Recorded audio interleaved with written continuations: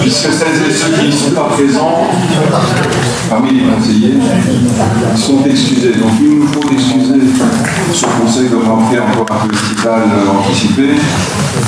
Monsieur Fabien Godard, Madame Dominique Tix, Madame Angélique Di Paola, Monsieur Manu Gibaud, ainsi que Monsieur Emerel, qui ont demandé d'être excusés pour des raisons diverses liées à des congés pour la plupart.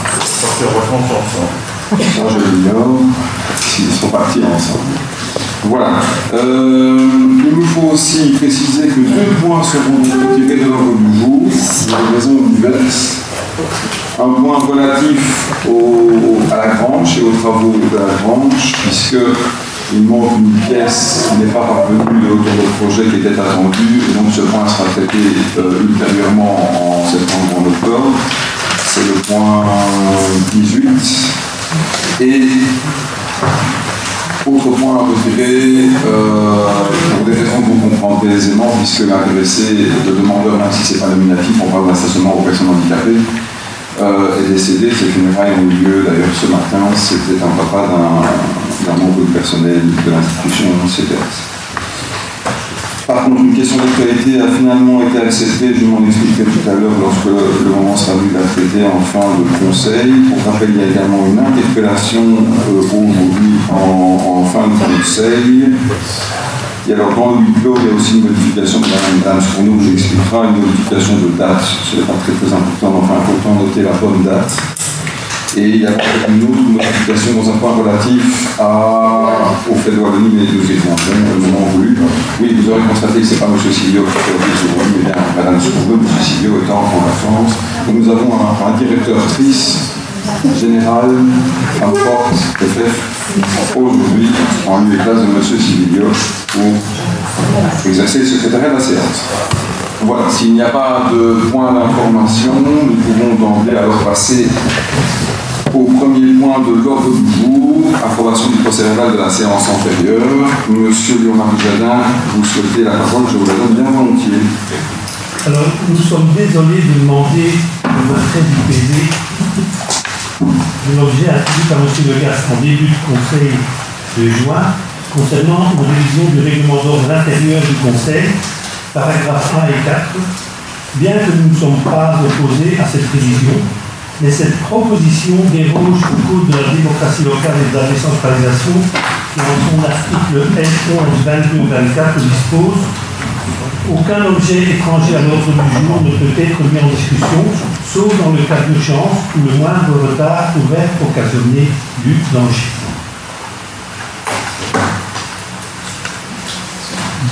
Vous comprenez qu'en l'absence du directeur général, rédacteur du procès-verbal ou du procès-verbal, il m'est difficile de contester ou de contre-argumenter votre expression.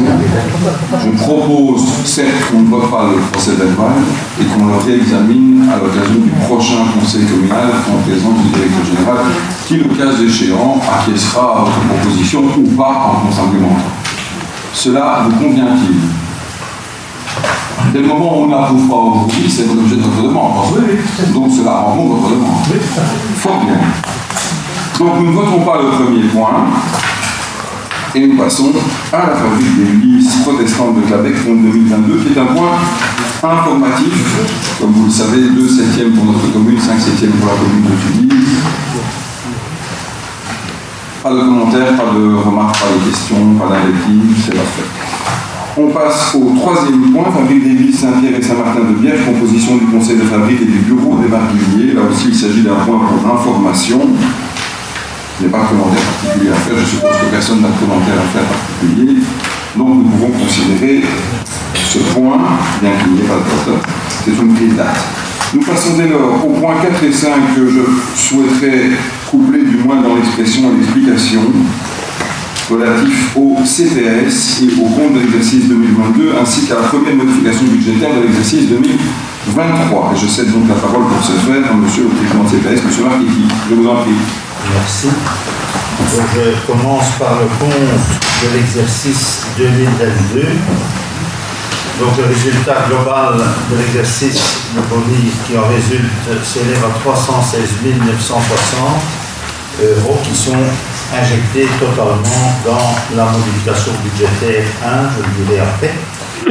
En ce qui concerne les recettes, elles sont en progression. Ainsi, nous avons des recettes de prestations qui augmentent de 5,65% et les recettes de transfert augmentent, elles, de 9,94%, notamment la dotation communale qui a été augmentée de 48 euros. En ce qui concerne les dépenses, nous avons un total de dépenses de 10 millions, 506 pour la précision, ce qui est une évolution de 10,78%, ceci est quand même important. Il y a notamment l'augmentation des dépenses du personnel, qui représente, comme je l'ai déjà dit, 62% des dépenses totales du CPS. Et elles sont portées à un montant de 6 703 467, c'est notamment dû à différents index au cours de l'année. Il y a des dépenses de fonctionnement, les dépenses de fonctionnement qui, elles, représentent à peu près 12% des dépenses totales, elles s'élèvent de 7,98%, c'est notamment dû à l'augmentation de l'énergie ainsi que des denrées alimentaires. Les dépenses de transfert augmentent de 10,25% pour passer à 1 749 211. Il y a notamment un poste important qui est le poste revenu d'intégration qui progresse de 60 442. En ce qui concerne les investissements extraordinaires, donc il y a eu une utilisation par fonds de réserve extraordinaire, comme je l'ai dit, pour un montant total de 90 696 qui est composé comme suit. Donc il y a eu des travaux à la maison de repos de 3545,70.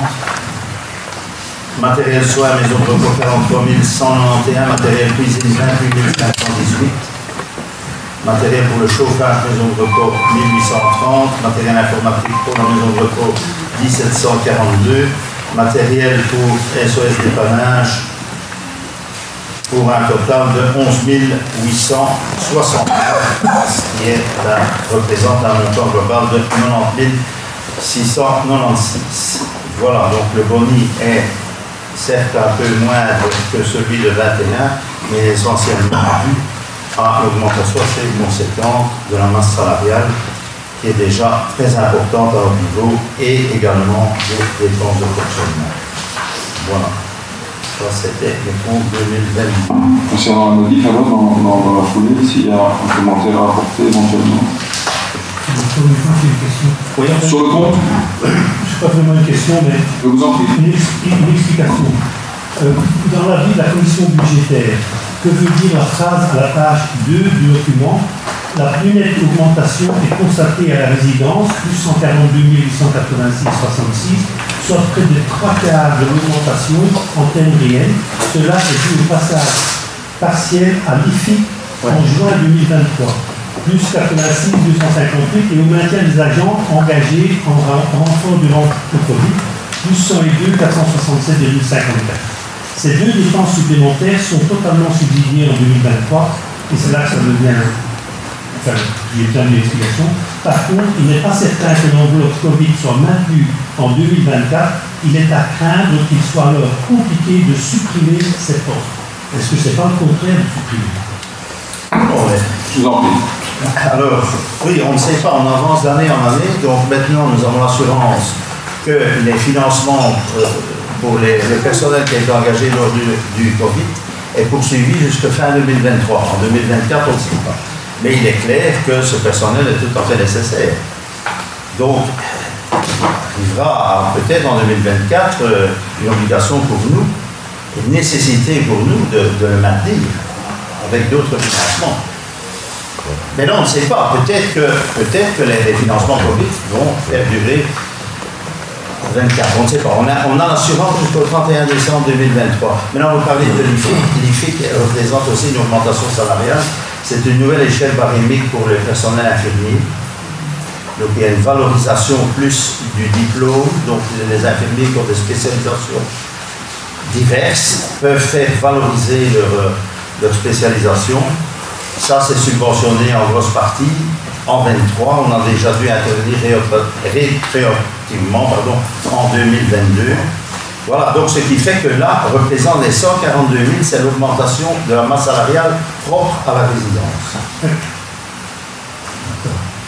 Cela répond-il à vos questions, Monsieur Norman Jadin? Vous ne souhaitez pas... Non, la phrase n'était pas claire, mais j'ai compris le... Parfait. Merci. Fort bien. Oui, Monsieur... Lamodif, oui. Alors, la modification budgétaire 1, donc la dotation communale restée inchangée jusqu'à nouvel ordre. Elle s'élève donc à 1 778 398 et grâce à ça, l'équilibre budgétaire est respecté parce que nous avons injecté, comme je vous ai dit, le boni de l'exercice 22 de 316 000 injecté intégralement. Les crédits prévus en rémunération sont actualisés, donc il y a une augmentation de 198 868. Les frais de fonctionnement augmentent de 223 642. Par contre, les dépenses de transfert diminuent de 92 204 parce que nous avons constaté une diminution des demandes de revenus d'intégration. L'augmentation des crédits énergie compte évidemment dans l'augmentation totale des frais. Il y a aussi, donc ça, ils augmentent de près de 100 000 € et les dépenses de transfert, comme je l'ai dit, ont une diminution de 92 000. Les dépenses, elles, en aide sociale, donc l'aide sociale qui n'a rien à voir avec le revenu d'intégration, qui est autre chose, donc, elles augmentent de 90 395. En ce qui concerne les recettes, là nous avons la dotation à changer, comme je l'ai dit, en crédit une somme de 82 000 qui ont, si vous voulez, en début d'exercice, on a prévu des index, on parvient à gagner un index, donc on diminue le crédit qui était prévu pour l'augmentation salariale de 82 632. Nous avons également reçu un subside spécial régional pour compenser de 41 000 pour compenser l'augmentation des frais d'énergie. Il y a eu 41 000 € qui viennent en recette, c'était une rectification d'une intervention d'une mutuelle. Et, comme on en a discuté, l'échelle barémique IFIC est financée à hauteur de 180 000. La recette du prix de la journée à la résidence, donc du prix AVIC, c'est-à-dire de l'intervention par des résidents en intervention de l'AVIC, elle augmente de 150 000 €. Le fonds spécial de l'aide sociale, lui, diminue de 8 481, tandis que les recettes des crèches augmentent. En ce qui concerne les investissements extraordinaires, nous avons prévu en modification budgétaire 1, en nouveau crédit d'achat de matériel informatique de 7 500 €. Nous avons en nouveau également prévu de la maintenance extraordinaire des bâtiments industriels d'exploitation de 4 539. Achat de matériel informatique, ça sera de 3 250. Achat de machines, matériel d'équipement, ça c'est une majoration, les 12 000 qui étaient prévus à l'initial de l'exercice, 12 000 on l'a augmenté de 8 300.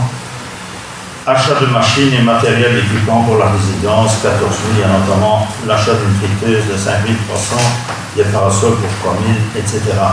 Alors il y a un nouvel investissement. Les parasols. Ils sont très plaisir les parasols pour les enfants. Ça fait partie du bien-être global des résidents. Nous avons, et ça c'est un investissement important, donc pour respecter un des 4 volets du plan stratégique transversal du début de la législature, qui était la dimension environnementale, nous avons optimisé le tri des déchets.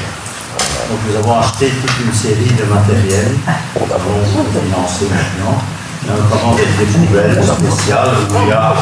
mais là, il faut le faire, c'est très important, mais il faut que les résidents réalisent qu'il y a 3 compartiments. Enfin bon, c'est important. Et on a pour une totalité de 18 000 financés en partie, de 18 037 €.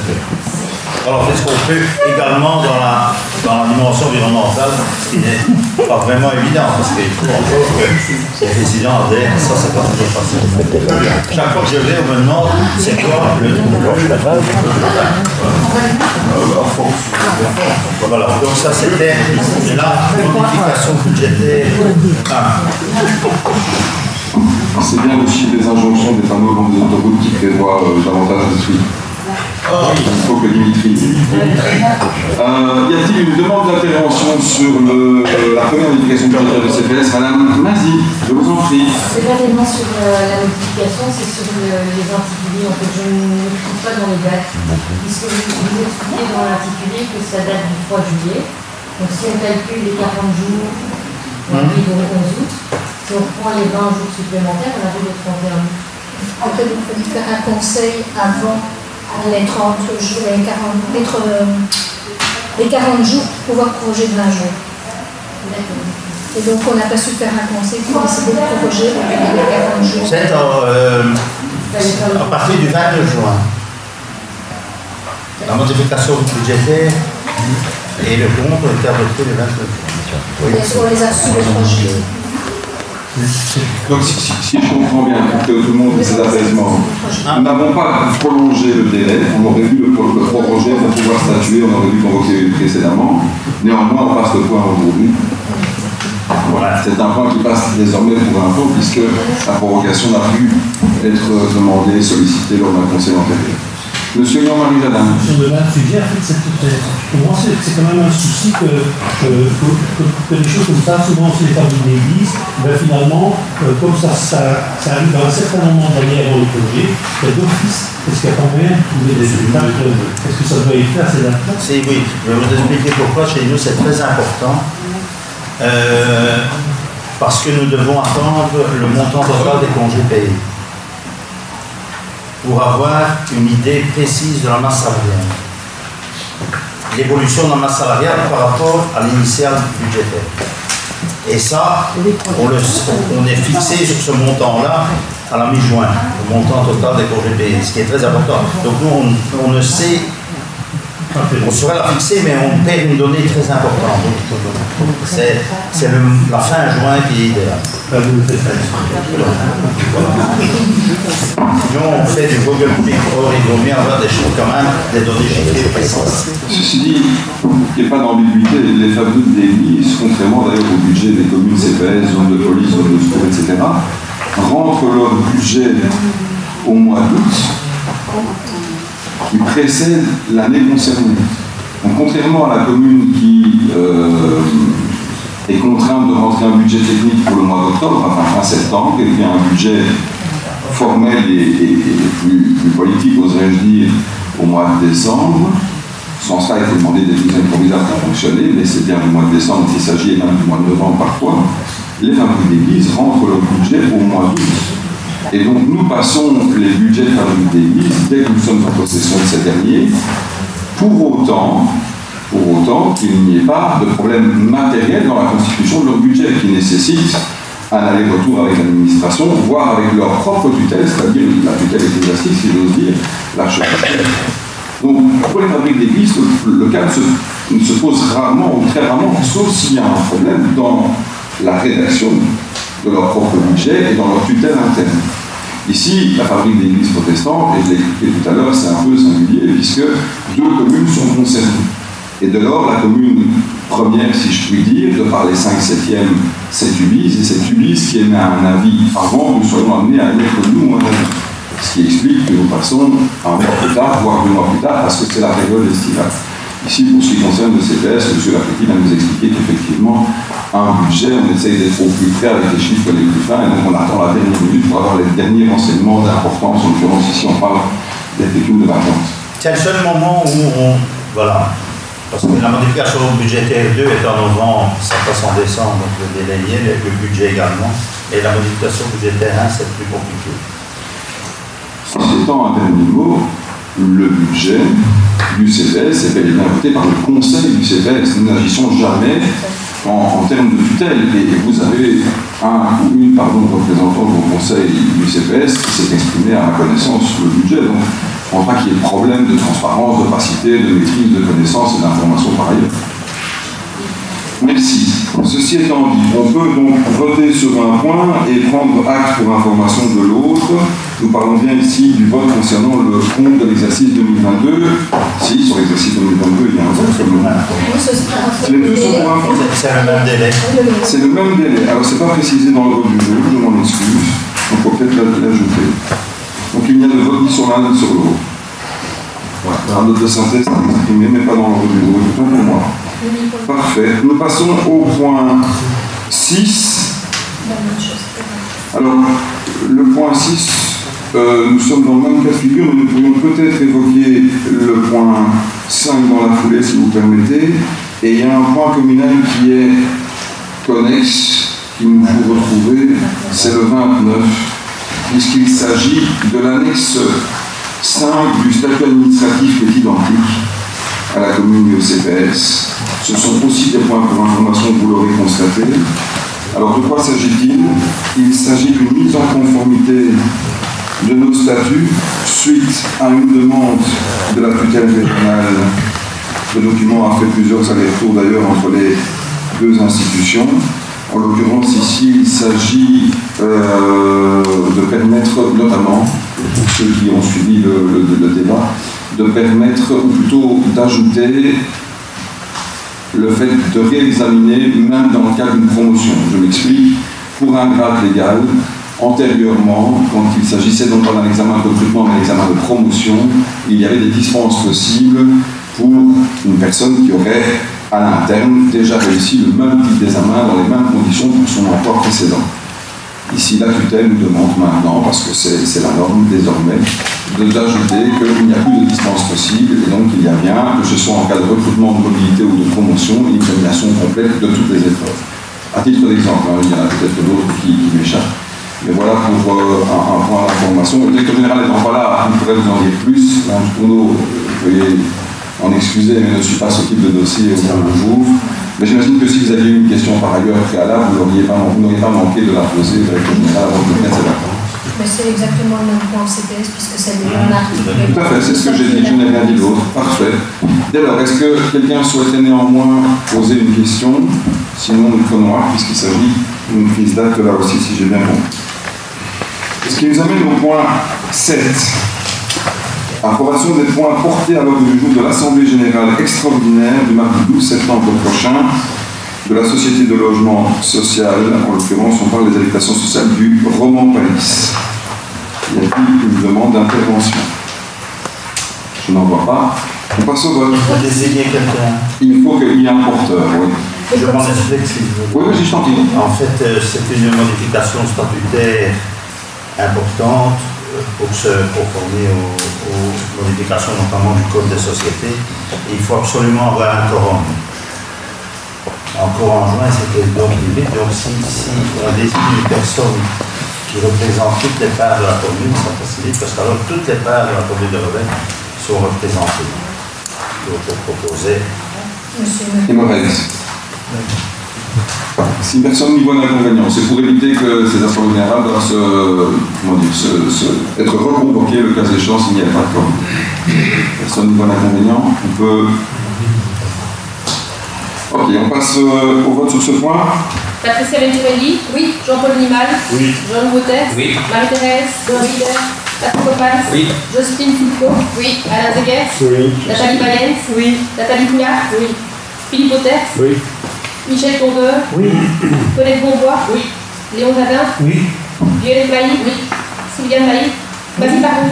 Oui. Et Dimitri Degas. Oui.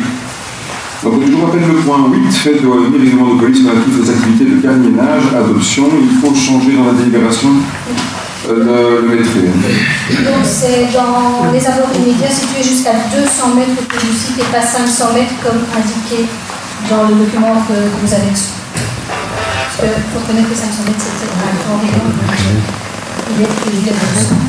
Y a-t-il une demande d'intervention? Madame Violette Mailly, je vous en prie. Du coup, on s'interrogeait justement sur l'étendue du périmètre qui l'année passée était passé du coup de 200 à 500. Et ici, du coup, on repasse de 500 à 200. Du coup, on voudrait savoir un peu la justification du coup maintenant de ce resserrement de périmètre. Et du coup, l'année passée, pourquoi l'avoir étendu?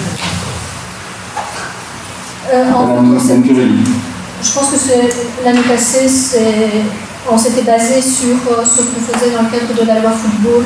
On avait pris le périmètre de 500 mètres et donc on l'a repris par rapport à ce qu'on faisait pour le concerto, qui est un périmètre de 200 mètres autour du site pour la société de gardiennage, puisque c'est différent. Donc le périmètre de 500 mètres dans le cadre de la loi football, c'est pour l'intervention des services de police et c'est pour les interdits de stade, etc. Donc ils ne se retrouvent pas dans les cafés de la commune à faire de la casse. Ici on est dans une optique différente d'intervention de la société privée aux abords immédiats du site. Merci. Merci. Nous pouvons passer au vote. Patricia Venturelli? Oui. Jean-Paul Minimal? Oui. Jean-Louis Gauzet? Oui. Marie-Thérèse Lancouter? Oui. Patrick Opal? Oui. Justine Foulquet? Oui. Alain Zeguet? Oui. Nathalie Bayens? Oui. Nathalie Poulard? Oui. Philippe Auters? Oui. Michel Tondeur? Oui. Colette Beauvois? Oui. Léon Jadin? Oui. Violette Mailly? Oui. Sylvia Mazie? Oui. Philippe Legas? Oui. L'ordre du jour appelle le point 9, acquisition de bodycam par la zone de police. La zone de secours, pardon. Oui. Zone de secours, c'est la zone de police. Zone de secours, non, zone de secours. Zone de secours du Brabant-Wallon demande d'autorisation de principe. Y a-t-il une question? Madame Mailly, je vous en prie. Le but à terme est-il que chaque personne soit équipée d'une caméra, ça veut libérer du temps par du fait qu'elles sont réservées dans un premier temps aux officiers. Et puis pour des questions, on va dire, un peu plus pratiques, vu que le libellé n'en parle pas, quelle est la politique en matière de conservation des images et est-ce que les citoyens sont mis au courant lorsqu'ils sont filmés pendant une intervention quelconque? Madame Venturelli. Donc ici, c'est vraiment dans le cadre d'une intervention donc décontrée pour des raisons de sécurité, donc pour qu'il y ait un regard sur l'intervention. Donc l'image, ça fera l'objet d'une déclaration dans les registres par rapport à la conservation. Et en général, ces images sont conservées maximum 30 jours. Et donc c'est pour ça que ça passe ici donc, au niveau du conseil communal, puisque c'est soumis à la loi communale, donc il faut donc l'autorisation du conseil communal pour pouvoir filmer. Et donc ça doit information du citoyen que les services de secours seront équipés, en tout cas pour leurs officiers, de ce type de dispositif. Merci. Mais c'est vraiment pour des raisons de sécurité du personnel. On passe au vote. Patricia Venturelli? Oui. Jean-Paul Minimal? Oui. Jean-Louis Gauzet? Oui. Marie-Thérèse Lancouter? Oui. Patrick Opal? Oui. Justine Foulquet? Oui. Alain Zeguet? Oui. Nathalie Bayens? Oui. Nathalie Poulard? Oui. Philippe Auters? Oui. Michel Tondeur? Oui. Colette Beauvois? Oui. Léon Jadin? Oui. Violette Mailly? Oui. Sylvia Mazie? Oui. Philippe Legas? Oui. Je vous rappelle le point 10, sanctions administratives, désignation de 3 fonctionnaires sanctionnateurs complémentaires. Y a-t-il une demande d'intervention? Oui, pardon, monsieur Léon Jadin, je vous en prie. En fait, nous regrettons qu'il s'agit non pas de 3 agents sanctionnateurs supplémentaires, de la confirmation de l'une des fonctionnaires existants et le remplacement des 2 autres. Donc on ne peut pas vraiment dire que ce sont des agents sanctionnateurs supplémentaires. C'est en fait un remplacement de l'équipe qui existe. Oui, vous n'en voudrez pas au directeur général lorsqu'il a libéré le point. Ils sont supplémentaires dans le sens où on doit les désigner, c'est des désignations supplémentaires. Mais c'est vrai, actuellement, il n'y aura pas plus de personnel. Disons qu'on veut espérer plus de personnel. Certes, vous n'êtes pas le seul. Ceci étant dit, on passe au vote. Patricia Venturelli? Oui. Jean-Paul Minimal? Oui. Jean-Louis Gauzet? Oui. Marie-Thérèse Lancouter? Oui. Patrick Opal? Oui. Justine Foulquet? Oui. Alain Zeguet? Oui. Nathalie Bayens? Oui. Nathalie Poulard? Oui. Philippe Auters? Oui. Michel Tondeur? Oui. Colette Beauvois? Oui. Léon Jadin? Oui. Violette Mailly? Oui. Sylvia Mazie? Oui. Philippe Legas? Oui. Affiliation, alors donc je rappelle le point 11, affiliation au service provincial de promotion de la santé à l'école, convention 4 2024-2030, approbation. Y a-t-il une demande d'intervention? On passe au vote. Patricia Venturelli? Oui. Jean-Paul Minimal? Oui. Jean-Louis Gauzet? Oui. Marie-Thérèse Lancouter? Oui. Philippe Opal? Oui. Justine Foulco. Oui. Alain Zeguer. Oui. Nathalie Bayenne. Oui. Nathalie Poulard. Oui. Philippe Autet. Oui. Michel Tondeur. Oui. Colette Beauvois. Oui. Léon Jadin. Oui. Violette Mailly. Oui. Sylviane Mazie. Oui. Dimitri Legas. Oui. Alors, je rappelle le point 12, règlement relatif aux sociétés et subventions pour 2024, adoption. Donc, comme chaque année, le Conseil est invité à adopter le règlement. Vous en connaissez la teneur et les articles. Y a-t-il une demande d'intervention? Je passe au vote. Patricia Venturelli. Oui. Jean-Paul Nimal. Oui. Jean-Louis Autet. Oui. Marie-Thérèse Lanciter. Oui. Patrick Opal. Oui. Justine Foulco. Oui. Alain Zeguer. Oui. Nathalie Bayenne. Oui. Nathalie Poulard. Oui. Philippe Autet. Oui. Michel Tondeur. Oui. Colette Beauvois. Oui. Léon Jadin. Non. Violette Mailly. Non. Sylviane Mazie. Oui. Dimitri Legas. Oui. L'ordre du jour rappelle le point 13, règlement d'octroi de subventions communales dans le cadre de l'appel à projet provincial, stimulation du commerce local et des circuits courts et digitalisation des points de vente, action 1, stimulation du commerce local et des circuits courts, approbation.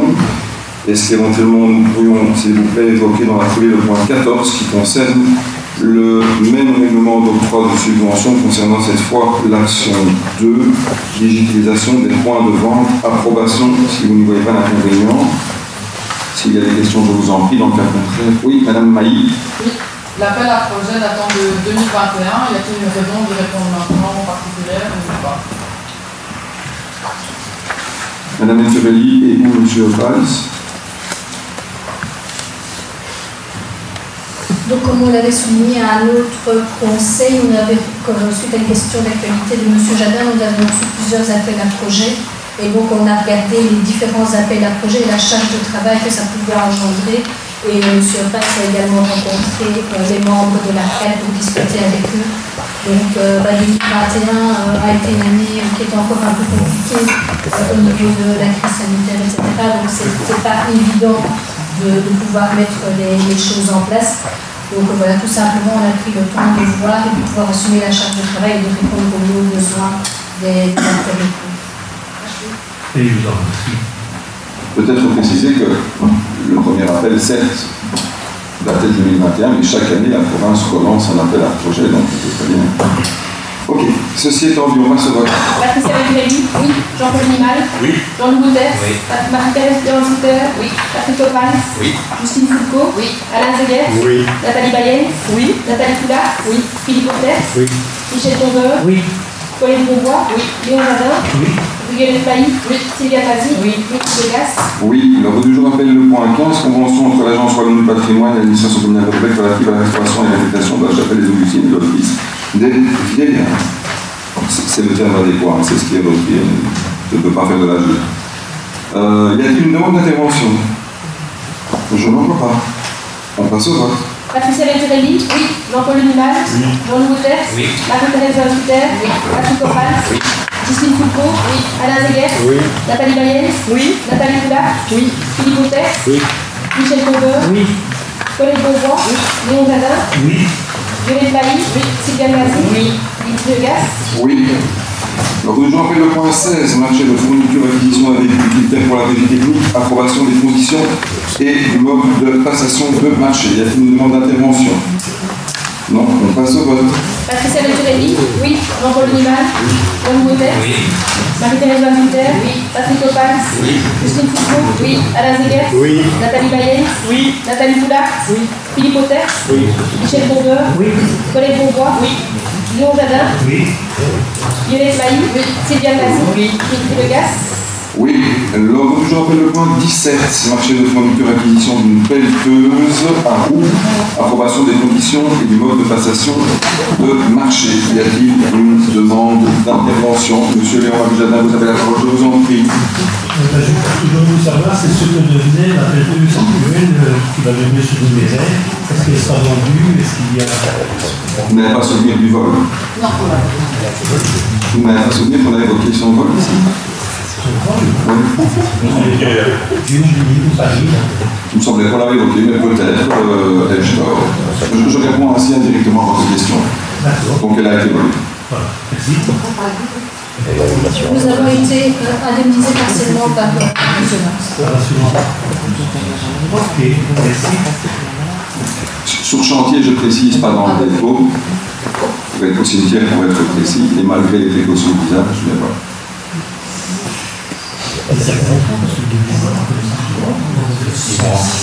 Début de cette année.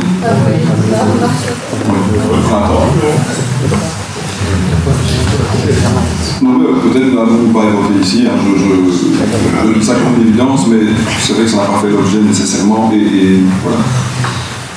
Le point 18 est retiré, vous le savez. Nous abordons donc le point 19, marché de travaux. Ah, on n'a pas passé au vote, pardon. Nous ne sommes pas passés au vote, autant pour moi. On passe au vote. Patricia Lévy, oui. Jean-Paul Minimal, oui. Jean-Louis Wouters, oui. Marie-Thérèse Couder, oui. Patrick Opals, oui. Justine Foucault, oui. Alain Zaguers, oui. Nathalie Bayens, oui. Nathalie Pilas, oui. Philippe Wouters, oui. Michel Pondeur, oui. Colette Beauvois, oui. Léon Jadin, oui. Juliette Maï, oui. Sylvia Mazou, oui. Dimitri Lecasse, oui.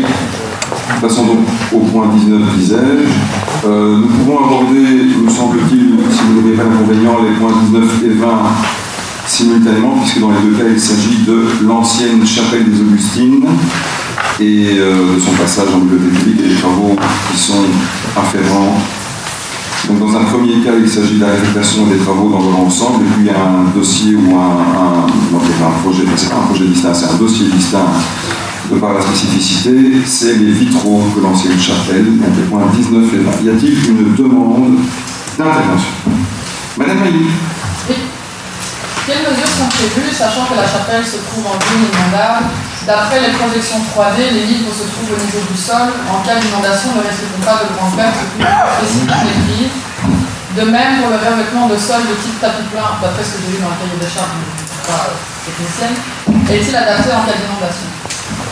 Merci. Y a-t-il une autre demande d'intervention? Je n'en vois pas. Madame Venturelli. Donc, pour ce qui est du mobilier, donc tout ce qui est mobilier, c'est du mobilier mobile, donc qui est déplaçable, notamment pour réagencer la bibliothèque en fonction des animations qui seraient organisées.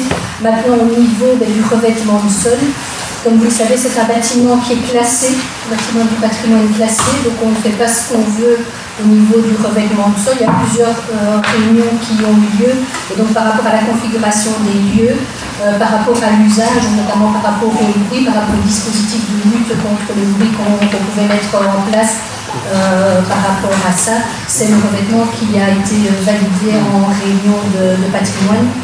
Donc vous n'êtes pas sans savoir que c'est une procédure très très longue quand on est en procédure de patrimoine, et les plus anciens se souviendront que le dossier de la chapelle est un dossier qui a plus de 10 ans.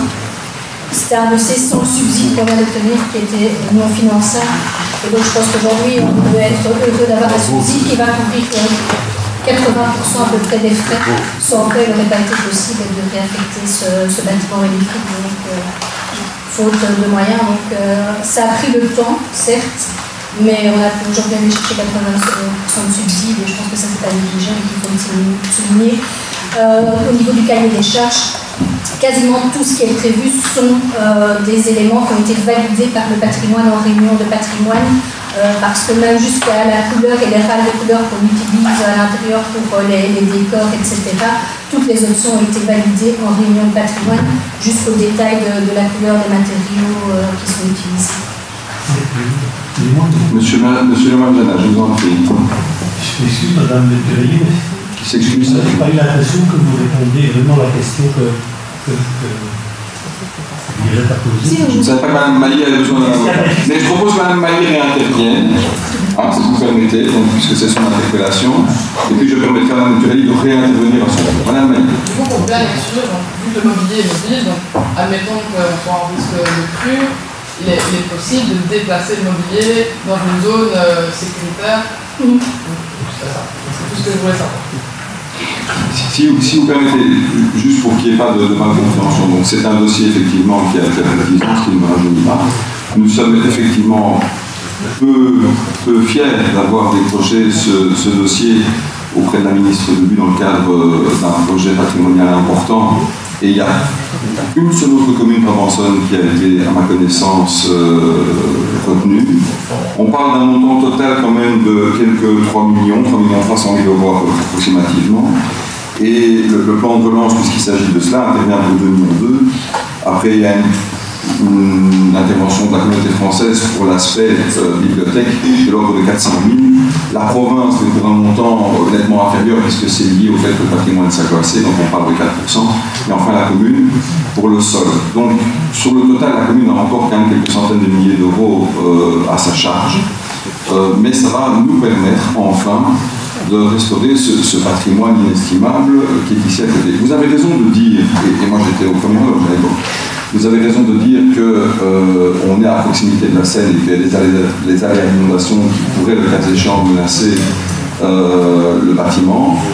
Pour avoir été un témoin, et d'autres peut-être ici dans la salle privilégiée de l'époque, l'eau n'a pas atteint ce niveau, ni dans les Augustines. Paradoxalement, l'eau a atteint ce niveau et est montée jusqu'à un peu moins d'1 mètre dans la maison de notre frère. Donc c'est tout le paradoxe de la situation, mais c'est vraiment une question de déclivité et de niveau de sol. Ici, plus récemment, en juin, pas dernier, mais précédent, ceux qui s'en souviennent, ici devant la maison communale, il y avait 15-20 cm lorsqu'il y a eu ces gros orages. Vous avez raison de dire que le risque existe, mais nous ne sommes pas en capacité de limiter le risque au point qu'on ait le risque zéro. Donc le mobilier mobile, c'est une piste. Le tapis plein, ma foi, s'il est foutu, voilà. La procédure patrimoniale fait qu'effectivement, c'est terriblement corseté, et qu'on ne fait vraiment pas ce qu'on veut en termes de matériaux. Ce qui est aussi un peu interpellant, parce que du tapis plein dans un bâtiment comme celui-là, dans un joyau patrimonial, c'est un peu paradoxal. On nous aurait dit de la pierre bleue, ensuite à un autre coup, évidemment. On aurait mieux compris, mais du tapis plein, voilà. En termes d'entretien, on aurait préféré autre chose. En termes d'entretien, également, en effet.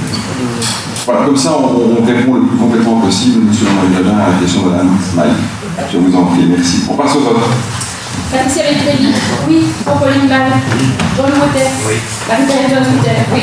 Patrick Opal, oui. Justine Foucault, oui. Alain Zeguet, oui. Nathalie Bayens, oui. Nathalie Poulard, oui.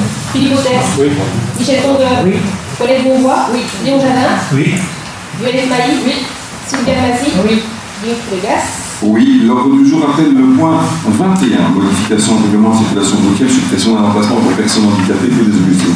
Puis-je vous proposer de regrouper les votes concernant ce type de modification du règlement de la circulation routière, c'est-à-dire le 23, ainsi que le 24, et même le 25, puisque le 26 est retiré, pour les raisons exposées tout à l'heure, bien malheureuses. Donc le 21, le 23, le 24 et le 25. Y a-t-il des questions concernant ces emplacements pour personnes handicapées? Je n'en vois pas. On passe au vote. Patricia Beltrelli, oui. Jean-Paul Denimal, oui. Jean-Louis Motet, oui. Marie-Thérèse Jones-Coutet, oui. Patrick Opal, oui. Justine Foucault, oui. Alain Zeguet, oui. Nathalie Bayens, oui. Nathalie Poulard, oui. Philippe Autet, oui. Michel Tondeur, oui. Colette Beauvois, oui. Léon Jadin, oui. Violette Mailly, oui. Sylvia Massy, oui. Dimitri Legas. Oui. L'ordre du jour appelle alors le point 22. Modification au règlement complémentaire de sécurité routière, parking d'Avambert. Y a-t-il une demande d'intervention? Madame Mailly. Une rémunération est-elle prévue pour la mise à disposition de ces 2 places de parking? C'est vite pour comment en connaître le montant. Merci. Madame Venturelli. Alors pour les places de parking en tant que telles, non, mais il y a une concession domaniale pour le terrain qui est occupé, et ça faisait partie du permis d'urbanisme, l'accès à ces l'accès au bâtiment pour les livraisons. Madame Mailly, vous souhaitez réintervenir, je vous en prie. Oui. Alors pourquoi ne pas avoir créé un panneau de signalisation interdisant le stationnement en fonction des besoins du restaurant, comme c'est le cas devant la taverne, sachant que les livraisons se font de 17h30 à 22h30 du mercredi au dimanche, donc ça aurait peut-être pu être fait, sachant qu'aussi par exemple les parkings de la rue Dr Colson se louent à 30 € par mois. Ici c'est une concession domaniale, il me semble, à 60 € par an. Voilà. Donc le prix de la concession domaniale, comme pour les prix des parkings, ça a été évalué par le comité d'acquisition. Donc c'est sur base d'une évaluation. Et effectivement, on a eu plusieurs discussions par rapport au délai de livraison, mais visiblement, il y a des livraisons également en journée, etc. Et les horaires de livraison ne sont pas toujours fixes, d'après le retour et les discussions qu'on a eues, puisque c'était le souhait premier qu'on avait émis, c'était de pouvoir Donc les réserver les livraisons à certaines heures, mais il y a notamment aussi des livreurs qui viennent très tôt le matin ou en soirée. Donc, mais c'était effectivement le souhait de départ et la négociation qu'on a essayé d'avoir, mais on n'a pas su obtenir des horaires précis pour les livres. Madame Mailly souhaiterait intervenir sur sa question, monsieur le maréchal. Permettez que je lui cède la parole. Merci. Mais j'ai du mal à comprendre l'évaluation du prix.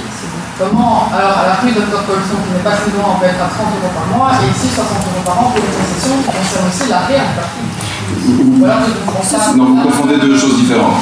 Le stationnement, c'est un usage récurrent de stationnement, comme on l'entend à la rue Dr Colson. Ici, la concession domaniale, c'est l'appendice de terrain qui jouxte le parking, qui a été partie bâtie et qui sert d'extension au commerce. Donc on est sur deux choses différentes. Le nombre de mètres carrés de cet appendice, vous pouvez le mesurer vous-même, c'est assez restreint, et donc on est vraiment dans des fonctions différentes. De toute façon, le comité d'acquisition, quand il nous rend une estimation, il argumente, il ne se justifie pas, et on ne peut faire que s'y tenir. Là où votre intervention, me semble-t-il, non pas que j'ai à juger la pertinence de l'intervention, mais effectivement mériterait d'être approfondie, c'est sur les deux places de parking qui sont dès lors supprimées. Oui, mais c'est de là l'intervention. Madame la presse parlait de la concession et de l'évaluation de la concession, mais il me semble que c'est deux choses distinctes. Tout à fait, c'est bien, disons la même chose. C'est dans ce sens-là, donc pourquoi faire payer 30 € par mois des places de parking à la rue de Colson et ici supprimer 2 emplacements de parking? Alors, on s'en charge. Mais la réponse de la bourgmestre, si je peux me permettre, et je ne vais pas la formuler parce que je me paraît très intelligible, mais ça mérite qu'on s'y arrête 2 instants, c'était une contrainte du permis de panier que de laisser l'accès à l'extension sollicitée qui a obtenu un permis.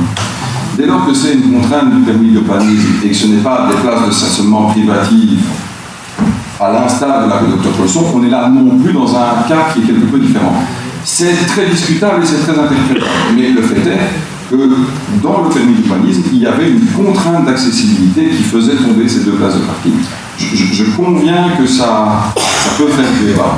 C'est comme dans certaines voiries, vous avez du stationnement, une nouvelle construction qui est installée, il y a un garage. Ben, le stationnement devant le garage n'est autorisé qu'au propriétaire du garage. C'est tout à fait comparable en effet. Oui, mais avant même l'extension d'ici, les livraisons se faisaient quand même par l'arrière. Une partie par l'avant. Il fallait mieux régulariser la situation, nous nous joignons effectivement. Tout à fait. Oui, puisque la zone de livraison qui se trouve en face servait davantage antérieurement et sans doute encore aujourd'hui aux tenanciers ou aux gérants du moulin que à la pizzeria dont on parle. Et puis, convenons que pour le livreur traverser la rue, ce n'était pas non plus optimal. Mais j'entends qu'il y a matière à débat et c'est audible, compréhensible. On essaie d'aider les commerçants locaux aussi d'une certaine manière, faut-il le dire. Et il y a d'autres cas dans la commune. Bien, nous passons au vote. Patricia Letturelli. Oui. Jean-Paul Niemann. Oui. Jean-Louis Wouters. Oui. Marie-Thérèse Dorin-Scuter. Patrick Opals. Oui. Justine Foulco. Oui. Alain Séguet. Oui. Nathalie Bayens. Oui. Nathalie Poulard. Oui. Philippe Wouters. Oui. Oui. Colette Beauvois. Oui. Léon Jadin. Abstention. Violette Bailly. Abstention. Sylvia Pazzi. Oui. Dimitri Vegas. Oui. Je ne vous demanderai pas pourquoi l'abstention, vous l'avez justifié dans les débats. Nous passons dès lors au point 30 et 31, je souhaiterais... 27. Ah, je vais passer le 27, autant pour moi. Tout à fait, et même le 28. Je voulais aller beaucoup plus vite non plus. Donc, point 27, autant pour moi. Enseignement à l'année scolaire 2023-2024, prise en charge en 12 périodes du salaire d'un ou d'une enseignante primaire temporaire sur fonds communaux. Je ne sais pas si Mme Dorin-Scuter veut ajouter un mot ou s'il y a une question. Je veux bien. Je vous en prie. Expliciter la chose, c'est que dans le calcul que nous avons proposé à la COPALOG du mois de mai, nous avons donc travaillé sur le nombre rentré par le programme CECP, le centre pour des communes et provinces, et donc nous avons déjà travaillé nos nombres et nous avons proposé une aide. Donc, on se fait de cette année. Il se fait que nous avons reçu des circulaires plus tard, qui nous ont annoncé gentiment et avec grand plaisir que nous n'obtenions pas toutes les périodes dont nous aurions bien eu besoin.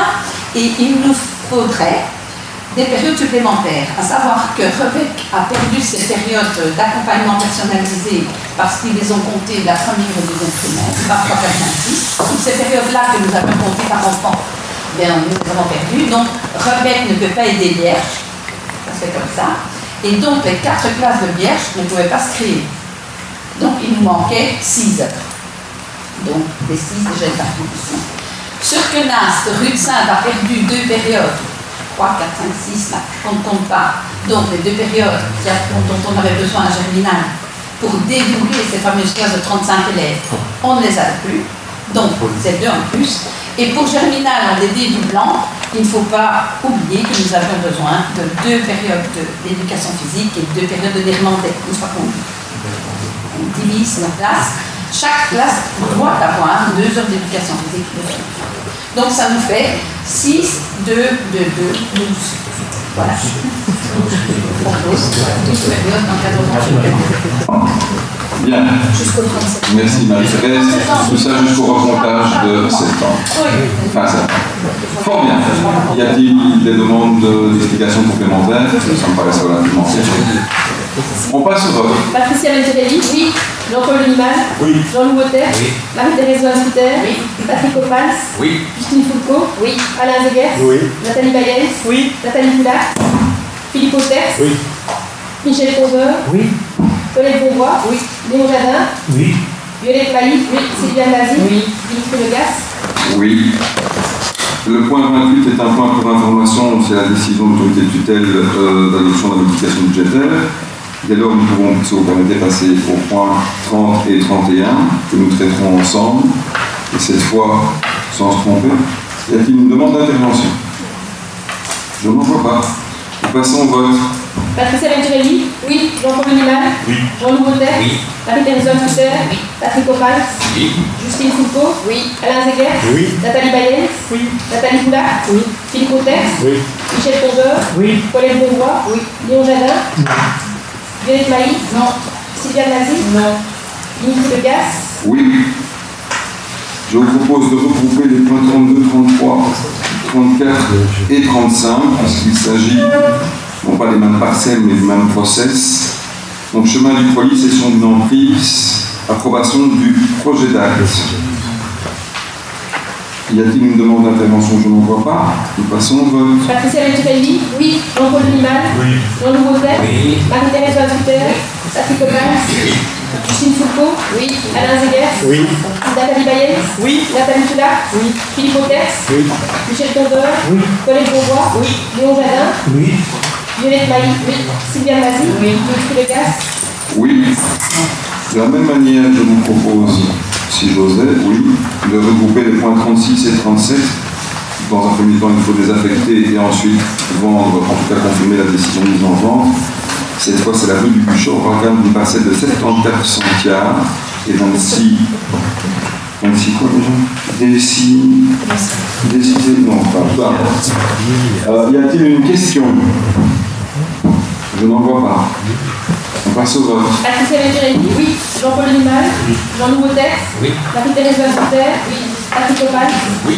Justine Foulco, oui. Alain Zegers, oui. Nathalie Bayens, oui. Nathalie Poulard, oui. Philippe Wauters, oui. Michel Conveur, oui. Colette Bonvois, oui. Léon Jadin, oui. Violette Maïf, oui. Sylviane Nazi, oui. Dimitri Legas, oui. L'ordre du jour appelle le point 38, proposition de rétrocession d'avoir à la commune l'approbation du projet d'acte. Certes, ce n'est pas un lotissement récent, mais il y a comme ça parfois dans l'histoire des trous. On remet à jeu. Y a-t-il une demande d'intervention? Non. On passe au vote. Patricia Venturelli, oui. Jean-Paul Lenimal, oui. Jean-Louis Wauters, oui. Marie-Thérèse Van-Scouters, oui. Patrick Opals, oui. Justine Foulco, oui. Alain Zegers, oui. Nathalie Bayens, oui. Nathalie Poulard, oui. Philippe Wauters, oui. Michel Conveur, oui. Colette Bonvois, oui. Léon Jadin, oui. Violette Maïf, oui. Sylviane Nazi, oui. Dimitri Legas, oui. Je vous rappelle le point 39, attribution de fonds de caisse aux agents communaux, délibération générale. Il s'agit ici d'agiter un agent qu'on peut nommer, mais que vous avez vu dans vos documents. Y a-t-il une remarque? Non. Cela nécessite qu'il y ait un vote, madame la... Oui. On passe au vote. Patricia Venturelli, Jean-Paul Lenimal, oui. Jean-Louis Wauters, oui. Marie-Thérèse Van-Scouters, Patrick Opals. Oui. Justine Foucault. Oui. Alain Zegers. Oui. Nathalie Bayens. Oui. Nathalie Poulac. Oui. Philippe Auter. Oui. Michel Tombeur. Oui. Colette Bonvois. Oui. Léon Jadin. Oui. Gaël Saïd. Oui. Sylviane Nazi. Dimitri Legas. Oui. C'est le point suivant qui n'appelle pas de vote. Il s'agit de la vérification de l'enquête du directeur financier à la date du 30 juin et communication du procès verbal que vous avez eu le loisir de consulter si vous le souhaitez. Nous en arrivons à l'interpellation citoyenne. Donc il s'agit d'une interpellation de Mme Claire qui est parmi nous, je crois. Il y a un micro qui s'est fait.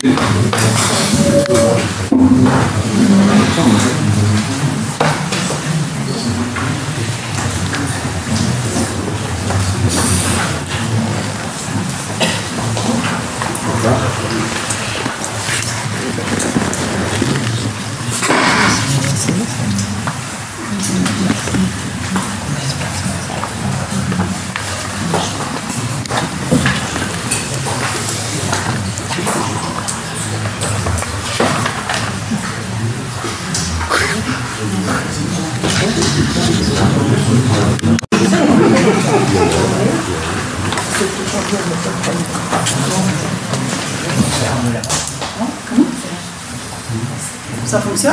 Non, on ne fait pas.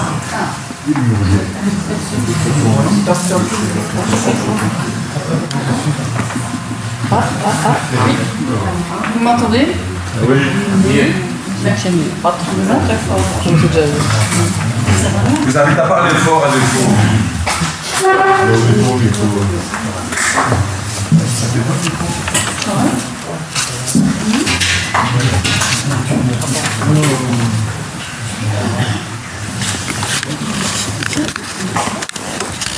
Bonsoir à tous.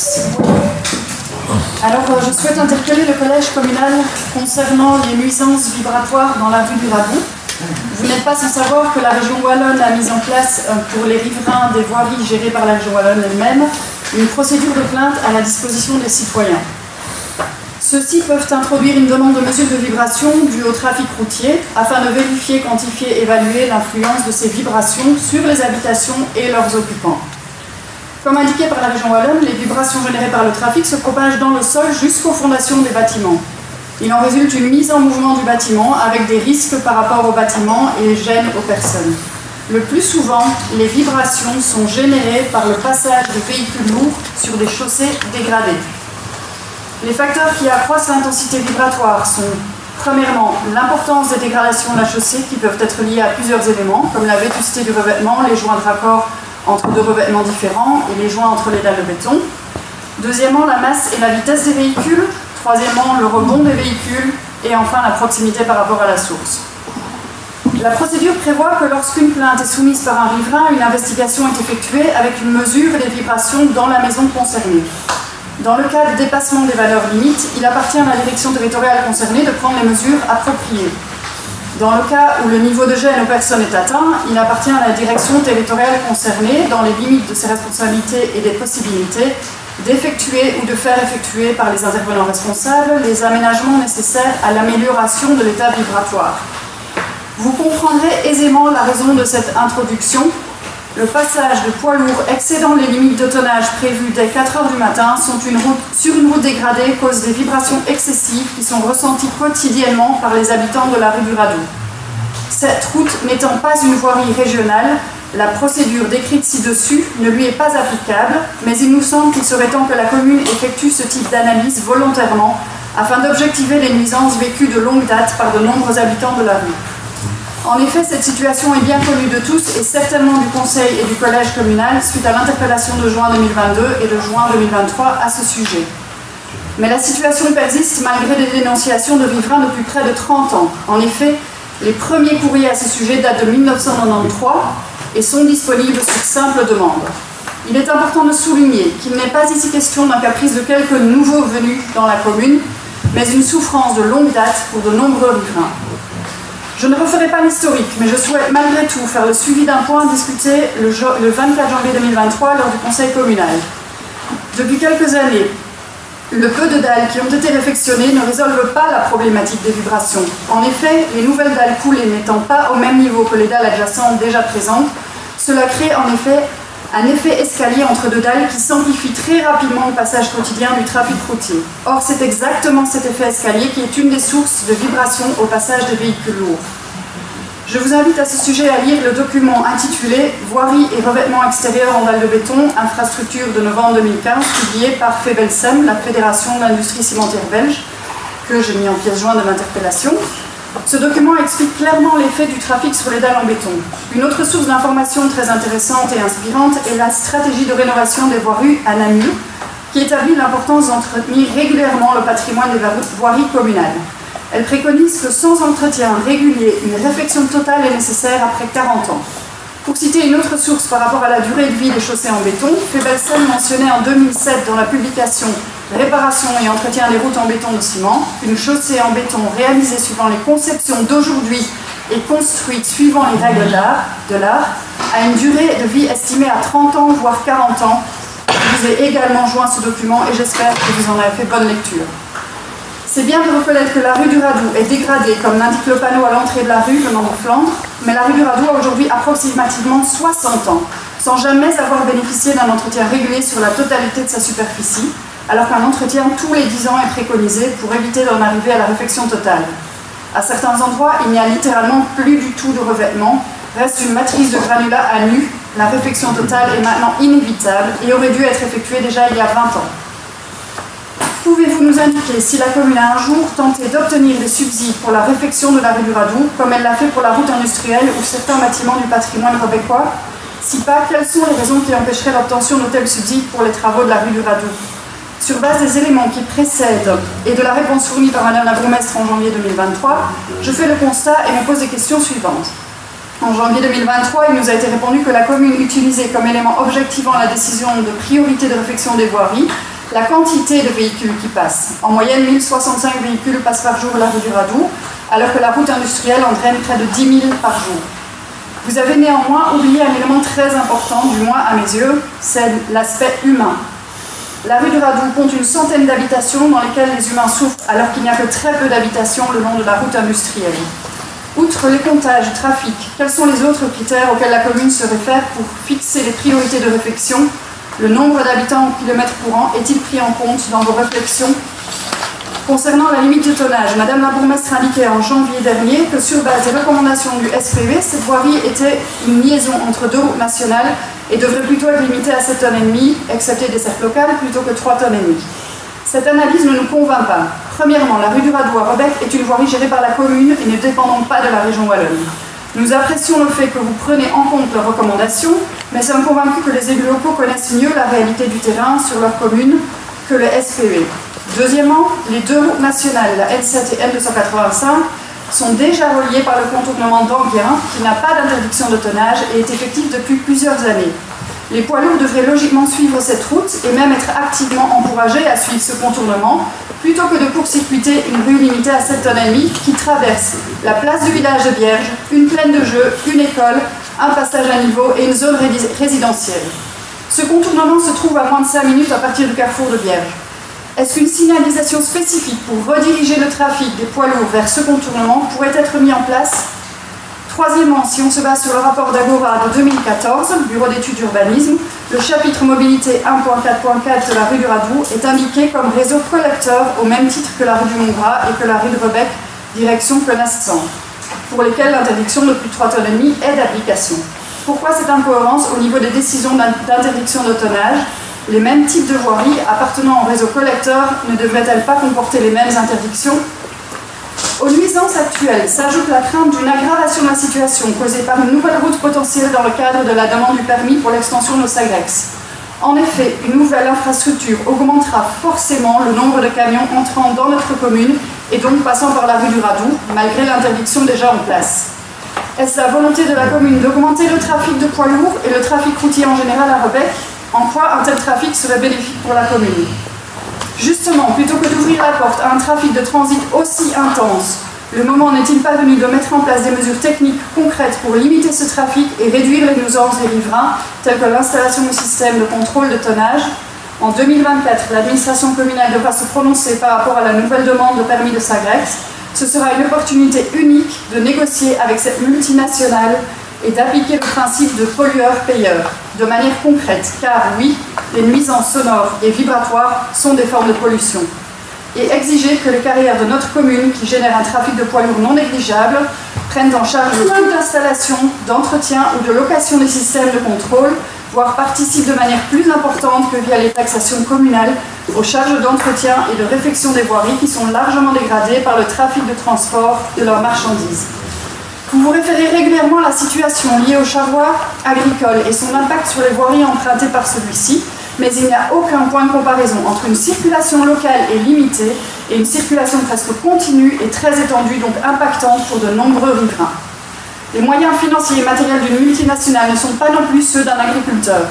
Il est temps que la commune prenne conscience de l'impact de son interlocuteur dans les nuisances subies par toutes les entités et qu'elle se mette à son niveau autour de la table de négociation plutôt que de continuer à subir aux frais des Rebecquois. Ma question au collège communal est la suivante. Qu'est-ce qui est mis ou sera mis en place par l'administration communale pour réduire la souffrance des riverains causée par les nuisances vibratoires dans la rue du Radou, vibration causée au passage des poids lourds dès 4 h du matin sur notre rue complètement dégradée? Comment est-il possible qu'une société privée soit autorisée à commencer son activité à 4h30 du matin alors que celle-ci est source de nuisances importantes pour les riverains, que ce soit lié au transit des camions qui commence à 4 h pour la rue du Radou ou lié au chargement des camions à 4h30 pour le centre de Connasse? Même les services publics, que ce soit les trains, bus ou avions, ne peuvent pas encore circuler à ces heures-là. Alors comment justifier qu'une société privée gérée par une multinationale allemande ait de tels droits? La commune ne peut-elle pas interdire toute activité industrielle ou de nature à impacter la quiétude des voisins avant 6h30, même si cela a été autorisé dans un permis? Merci. Merci.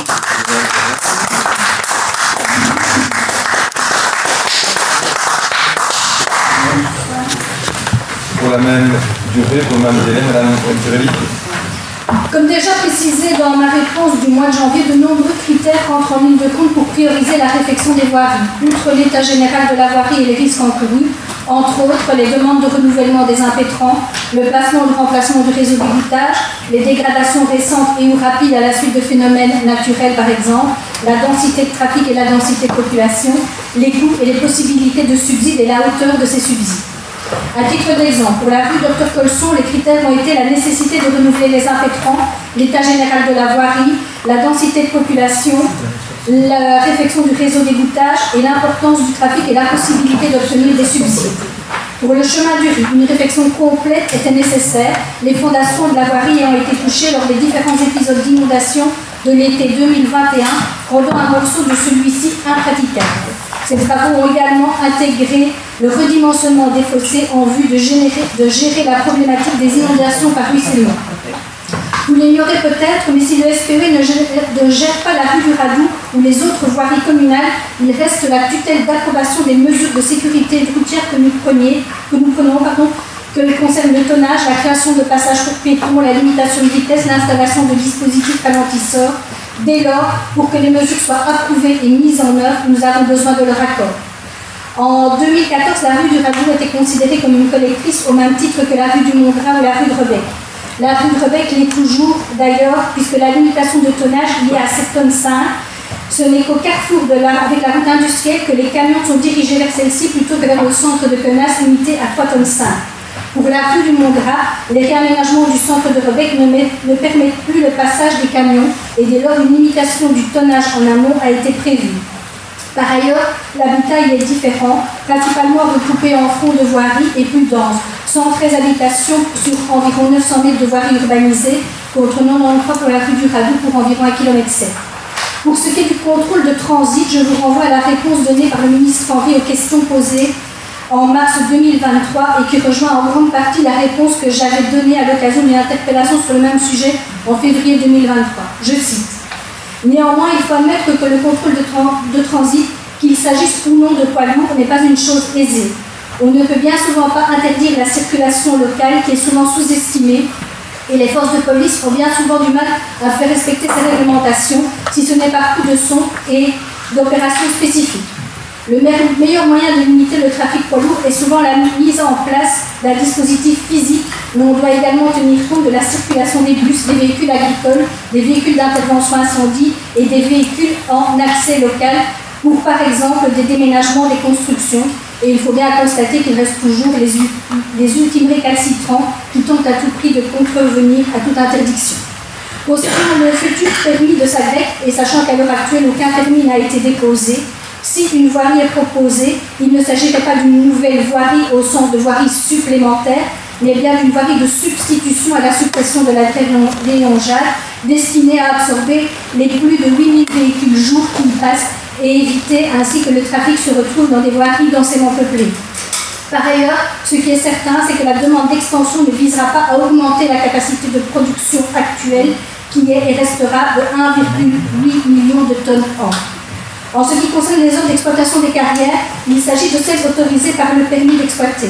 Par ailleurs, celles-ci sont régies par l'arrêté du gouvernement wallon du 17 juillet 2003 portant conditions sectorielles relatives aux carrières et à leurs dépendances, qui précise en son article 10 l'exploitation de la carrière et de ses dépendances peut s'effectuer de manière continue pourvu que les valeurs guidées en matière de bruit à l'émission définie à l'article 45 soient respectées. Légalement, une fois qu'un permis a été délivré, la commune ne peut pas modifier les conditions de permis qui, dans le cas présent, a été délivré par les fonctionnaires techniques et délégués, pas même qu'elle ne peut changer par la suite les conditions d'un permis qu'elle aurait elle-même délivré une fois que celui-ci a été délivré. Pour ce qui est de la taxation, il n'est légalement pas permis de créer des taxes qui ne figurent pas dans la nomenclature de la région wallonne, et une taxe est par ailleurs appliquée et elle a été revue à la hausse fin 2022. À l'occasion du dernier permis, la commune a par exemple confié un accord avec Sagrex pour le passage hebdomadaire d'un camion-poste aux abords du site. Concernant les études de vibration, nous nous sommes renseignés auprès du SPE et celui-ci ne réalise pas d'études en dehors des nationales, même sur demande des communes moyennant paiement. Nous avons questionné une entreprise privée afin de connaître le coût d'une telle étude, mais nous sommes toujours sans réponse de leur part. Le SPE nous a invités à le recontacter après le 18 août afin d'obtenir les coordonnées d'entreprises qui réalisent également ce type d'études, ce qui a été fait ce lundi matin, mais nous n'avons pas encore reçu de retour. Comme vous le soulignez, la FEBELSEM indique que la durée de vie théorique des chaussées en béton est de 30 ans, mais dans un article de juillet 2022 de cette dernière, nous pouvons lire « Pendant la durée de leur vie théorique, qui est généralement de 30 ans, les chaussées en béton ne nécessitent pratiquement aucun entretien programmé, à l'exception du renouvellement de l'étanchéité des joints. En outre, dans la pratique, les chaussées en béton sont utilisées beaucoup plus longtemps, parfois pendant plus de 50 ans pour les autoroutes et même jusqu'à 100 ans pour les routes à trafic faible. Sans nier que la rue du Radou est dégradée et en rappelant que plusieurs interventions ont par ailleurs été faites, et il est faux de réaffirmer qu'une réfection totale aurait dû être effectuée il y a 20 ans.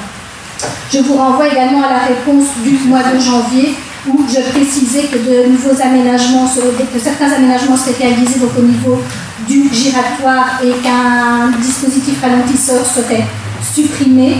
Donc la modification budgétaire étant revenue de la tutelle, ces travaux pourront être exécutés prochainement.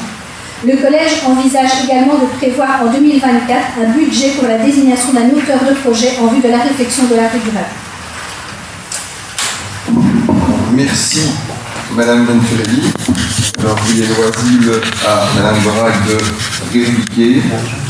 Vous disposez de... Oui, alors, Madame la secrétaire me demande si il nous est permis de vous enregistrer pour avoir fidèlement vos propos. Oui. Merci. Vous disposez de 2 minutes, je vous en prie. En janvier 2023, vous ne considérez pas la rue du Radou comme étant prioritaire car elle n'est drainée que 1000 véhicules par jour. Par contre, en juin 2023, vous la considérez comme un axe important en se basant sur ce même chiffre de 1000 véhicules. En mathématiques, on appelle ça une variable ajustable. Vous utilisez des chiffres et vous les interprétez selon les conclusions que vous voulez en tirer de façon à clôturer le débat. Réaménager notre rue n'est ni du luxe, ni même du confort. C'est une nécessité pour assurer la sécurité des riverains. Quand vous répétez inlassablement que ces travaux sont impayables, cela s'apparente à un endoctrinement populiste. Ce n'est pas le budget qui manque, mais la volonté. Au mètre carré, la réfection de la rue du Radou n'est pas plus chère qu'une autre. La région wallonne octroie à charge du citoyen des cadeaux fiscaux au secteur des mines et des carrières, appelés mesures d'accompagnement du prélèvement kilométrique sur les poids lourds de plus de 3,5 tonnes. Et pour nous remercier, ces poids lourds évitent les voiries payantes en court-circuitant par des rues qui leur sont interdites, nous empoisonnant la vie au passage. Mais qu'importe. Cela se fait en toute impunité, alors pourquoi ne pas en profiter quand on peut avoir le beurre et l'argent du beurre? Contrairement à ce qu'on pourrait croire, la région wallonne semble très bien se porter financièrement à payer avec l'argent du contribuable les taxes pour les carrières et à investir pour le confort luxueux de ses parlementaires. Il est donc légitime d'obtenir une aide financière supplémentaire pour la réfection de notre rue. Cela ne ferait que compenser le manque d'entretien dans le passé avant que la rue ne devienne communale. Notre député ne pourrait-il pas interpeller le gestionnaire précédent de notre rue dans ce sens? En parlant de carrière, récemment dans la presse, Sagrex a fait uniquement allusion à la norme relative aux effets de vibration sur les constructions, mais aucune allusion à la norme DIN 4150-2 relative aux effets sur les personnes dans les bâtiments. S'ils veulent réellement s'intégrer dans l'environnement local, ils devront aussi considérer les nuisances vibratoires sur les personnes et agir rapidement pour améliorer la sécurité et le bien-être des citoyens rebecquois. Et vous, en tant qu'autorité communale, vous devriez en être le garant. Merci. Mais nécessaire il est, peut-être Yoda, de revoir le réglementaire. Parce qu'il y a des mots utilisés qui mériteraient d'être challengés ou nuancés. Ceci étant... Excusez-moi, soit vous ouvrez le débat pour tout le monde, soit on respecte le règlement de votre intérieur. Vous n'avez pas la parole. Moi je le vais. C'est bon. La droite, vous n'avez pas la parole. Si, moi je l'ai, c'est mon rôle. Ceci étant dit, il y a une question d'actualité que nous avons finalement acceptée, non pas à l'intention du collège, mais à l'intention de la SBL Sportissimo et de ses représentants au conseil d'administration qui siègent parmi nous et singulièrement votre serviteur. Monsieur Léon-Marie Jadin, je vous en prie. Je tiens tout d'abord à remercier le président du conseil d'administration de Sportissimo de s'être déplacé et d'accepter de répondre à cette question. Je voudrais aussi préciser que personne n'accuse personne dans cette histoire, mais qu'il est grand temps que les choses soient expliquées de manière claire et compréhensible pour tout un chacun. Et mon plus cher souhait est qu'au sortir de ce conseil, Monsieur le Président, vous nous ayez tous convaincus. On a pas mal entendu parler, y compris dans la presse, de la vente du terrain appartenant à la SBL pluricommunale Sportissimo, le 11 août dernier, et des contestations qu'elle engendre. À ce propos, je voudrais poser une première question, c'est de vous demander si la vente est réalisée et qui sera le propriétaire.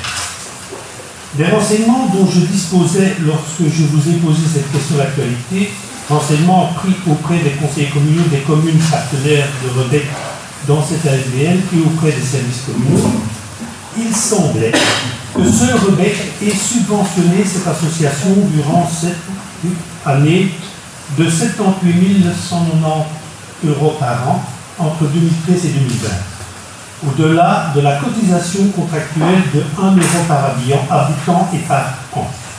La question est donc celle posée par Mme Di Paola le 29 septembre 2020, qui à nos yeux n'a pas reçu de réponse convaincante. Que récupérera Rebec de cette lourde participation?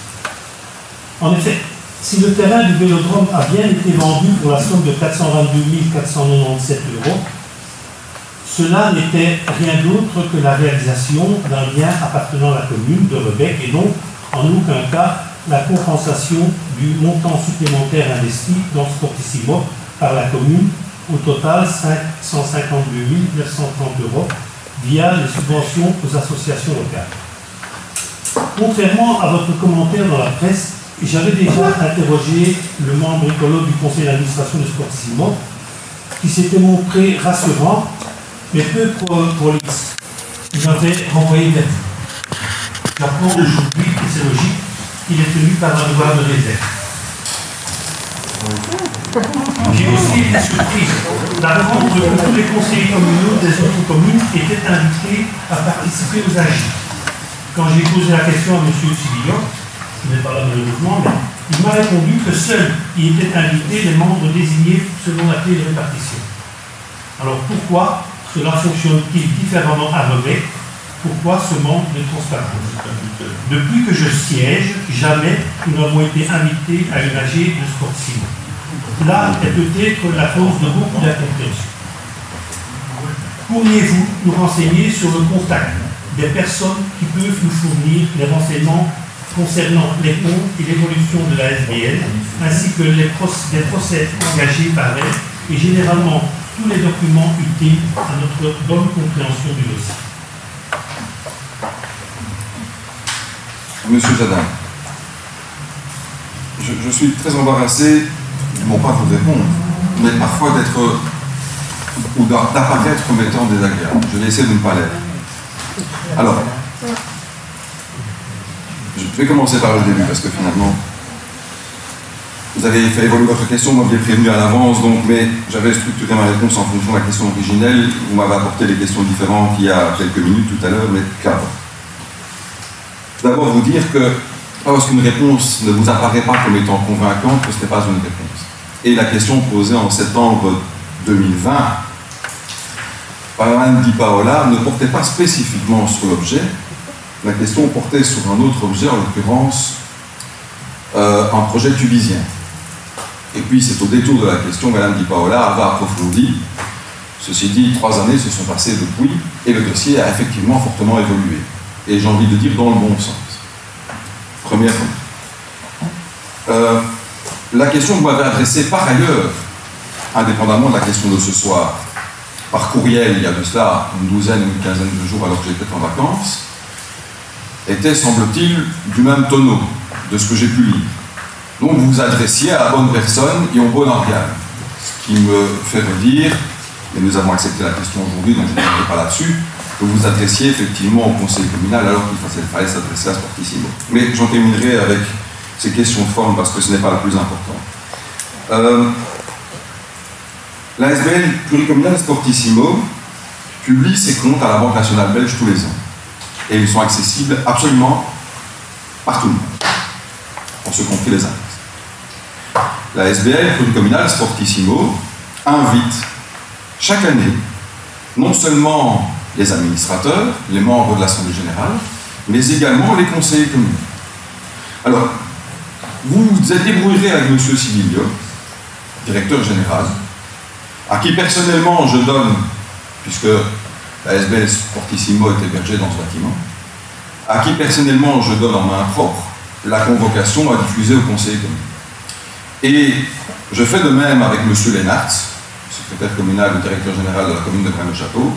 Je fais de même avec M. Pierson, fut une époque qui est maintenant pensionné à Ytre, et de même à Tubize. Et comme vous le disiez vous-même à l'instant, les autres conseillers communaux sont conviés et sont parfois présents, pas systématiquement, en ce compris d'ailleurs les membres de l'Assemblée générale. Ils ne sont pas toujours présents, mais quand ils sont présents, pour ceux qui en font l'exercice, ils peuvent poser moult questions et avoir toutes les réponses et tous les documents. Et d'ailleurs, certains le font, en ce compris des membres écolos, et il n'y a absolument aucun devoir de réserve sur ce qui se dit à l'Assemblée générale, et 99 fois sur 100, tout ce qui est évoqué au CA est évoqué à l'Assemblée générale. Il y a eu un cas, un embargo, un devoir de réserve, c'est quand la négociation, l'arbitrage judiciaire n'était pas encore abouti, et qu'il fallait laisser sous embargo l'éventuel résultat et conclusion de la négociation judiciaire, puisque nous étions en justice et en procédure, et d'ailleurs la justice nous a donné raison. Mais on n'a pas dû aller jusqu'au jugement pour les indemnisations. On en est passé par un arbitrage qui nous a fait gagner beaucoup de temps, et j'ai la prétention de dire beaucoup d'argent. Comme faire l'avis du conseil financier et l'avis du conseil juridique, qui peuvent en témoigner, qui en témoignent en Assemblée générale. Pour ce qui concerne alors le remboursement des annuités d'emprunt, puisqu'il s'agit de cela, les 78 000, 79 000, permettez-moi d'arrondir, payés par an, 7 ans. Ce n'est autre que le remboursement des emprunts contractés par l'ASBL pluricommunale Sportissimo auprès d'un organisme bancaire, à concurrence de plusieurs millions, puisque tout n'était pas subventionné par la province et la région. Et chaque commune remboursait au prorata d'un calcul qui avait été fait à l'origine de la création de l'ASBL pluricommunale, c'est-à-dire en 2008, devant notaire à Ytre, en accord avec chacun des conseils communaux de l'époque. Le conseil communal de Tubize, la commune de Tubize, rembourse, ou en tout cas une participation de plus de 50%, le conseil communal de la commune de Rebec d'un peu moins de 25%, 23 émissions sont bons, et les conseils communaux, les communes de Rennes-le-Château et de Vite, respectivement, 11 et 10. Et donc, quand on vous renseigne à l'extérieur, et si c'est un conseil communal écolo, je m'en excuse, mais il est mal documenté, mal renseigné, ou il a mal compris, peut-être que ça a été mal exprimé, je vais encore prendre pour part, mais sur 20 personnes, il y en a 19 autres qui ont bien compris. Chaque commune rembourse des annuités. Et donc, quand nous remboursons 79 000 €, la commune de Tubize en rembourse 160 000. Allez vérifier, je vous engage à le faire. La légevine écolo de Tubize qui siège au conseil d'administration pourrait en attester. Si je peux vous renseigner ou vous documenter sur une source qui est sans doute plus au fait des choses, c'est Madame Lescaut. Donc, il n'est pas question d'une commune qui est payée davantage que d'autres, et certainement pas la nôtre. Il y a effectivement une commune qui a payé davantage que d'autres, mais en fonction d'une telle répartition qui a été établie, et toutes les communes ont remboursé les annuités des emprunts qui ont été contractés pour faire ces fameux travaux qui, malheureusement, pour les aléas chantiers, le désordre de chantier qu'on a connu, n'ont pas pu aboutir. Il se fait que ces emprunts ont été contractés, et que, finalement, et c'est passé au conseil communal ici, vous en étiez déjà, je pense. Oui, j'en suis sûr. Nous avons pu éviter le réemploi et une indemnisation à la banque, parce que le cas échéant, renoncer à l'emprunt, ça veut dire leur rendre l'argent puisqu'elle a déjà été perçue, mais payer du réemploi et une indemnisation assez forte. Nous avons pu éviter cela en transférant les crédits, en faisant glisser les crédits pour partie à la commune de Rebec et partie à la commune de Tubize. Parce que les taux étaient intéressants, c'était des taux contractés dans les années antérieures, et que ça nous évitait ainsi de faire d'autres emprunts d'initiative communale pour d'autres travaux. Donc on a fait un glissement, ça fait légal, un transfert c'est pas ce conseil communal, de crédit de Sportissimo aux communes affiliées. Raison pour laquelle ces annuités se sont éteintes, puisque dès le moment où les crédits ont été pris en charge par plusieurs communes pour leurs propres travaux, pour éviter de laisser cette charge d'emprunt et ces annuités à Sportissimo, eh bien ce sont les communes respectives qui les remboursaient à leur rythme pour leurs propres travaux. Ça, c'est pour l'explication de ce que vous pensiez être un paiement inédit ou supérieur ou unique de la commune de Rebec pendant 10 ans pour 79 000 €. Là, je m'excuse, mais vous êtes dans l'erreur. Enfin, tout arrive et ce n'est pas nécessairement votre faute, vous avez été mal renseigné. J'en termine, permettez-moi. La SBL, lorsqu'elle sera dissoute et mise en liquidation, c'est-à-dire lorsqu'elle n'aura plus de biens, sachant que la SBL aujourd'hui n'est plus sur le coup d'une loi dite de 21, qui d'ailleurs avait évolué entre-temps, mais bien sur le coup du CSA, le Code des sociétés et des associations, qui nécessite d'ailleurs une mise en conformité d'ici la fin d'année jusqu'au 31 décembre. Ce que nous ne ferons pas, parce que mettre en conformité une SBL dans ses statuts qui va être dissoute quelques semaines auparavant, quelques semaines après, ce serait... On doit demander pour ce faire une autorisation spécifique au ministère compétent pour pouvoir ne pas la mettre en conformité, sachant qu'on va la dissoudre. Donc l'idée, c'est de vendre effectivement le patrimoine. L'Assemblée générale et le conseil d'administration, seul organe souverain composé de conseillers communaux des 4 communes, dont des gens de votre mouvement, ont tout à fait décidé cela à l'unisson. Tant la mise en vente, aux conditions qu'on connaît, que la liquidation de la SBL d'ores et déjà, quand il n'y aura plus de patrimoine. La mise en vente, vous en connaissez le prix, ça a été publié tout à fait de manière transparente, quoi qu'on en dise, des quotidiens nationaux, plusieurs quotidiens nationaux, et IMOEP, pour ne pas citer l'organe. Le fait est qu'aujourd'hui, je ne peux pas vous dire ce que je n'ai pas encore dit au conseil d'administration de la SBL. Permettez-moi de réserver la primeur de l'information concernant la vente au conseil d'administration de la SBL. C'est une question de courtoisie élémentaire et d'élégance, je pense. Le cas échéant, lorsque le conseil d'administration prendra attitude sur la procédure de vente en cours, eh bien, il y aura une information publique. Et à ce moment-là, vous serez avisé. Et si vous voulez avoir l'information up-to-date, dans la seconde qui suit la fin du conseil d'administration, il vous suffira de téléphoner au conseiller communal rebecquois, membre du conseil d'administration, j'en vois 3 dans cette assemblée, 2, pardon, il y en a un qui est absent, ou à un autre conseiller communal de votre formation politique d'une autre commune, je pense notamment à la personne que j'ai citée tout à l'heure. Vous aurez l'information, je dirais, en primeur. Concernant le vélodrome, vous avez une lecture que je ne partage pas.